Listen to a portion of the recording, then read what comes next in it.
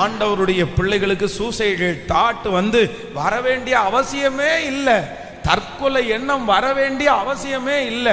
அப்படின்னா நான் என்னால முடியாது, சாவுதான் எனக்கு கடைசி வழி, மரணம் தான் எனக்கு கடைசி வழி, அதை தவிர வேற வழியே தெரியலன்னு உலகத்துல இருக்கிற யாரு சொன்னாலும் ஒரு ஆண்டவருடைய பிள்ளை சொல்ல வேண்டிய அவசியம் இல்லை.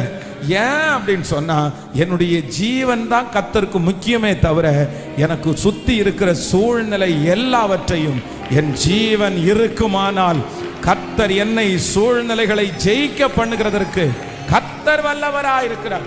அதனாலதான் நான் அடிக்கடி சொல்லுவேன், யோபுக்கு என்னென்னமோ ஆண்டவர் பிசாசுனுடைய கையில ஒப்பு கொடுத்தார், என்னென்னமோ ஆண்டவர் ஒப்பு கொடுத்தார். அவனுடைய சொத்தை கொடுத்தாச்சு, ஆடு மாடுகளை கொடுத்தாச்சு, ஒட்டகத்தை கொடுத்தாச்சு, பிள்ளைகளை கொடுத்தாச்சு, உடம்புல நோய் கொடுத்தாச்சு.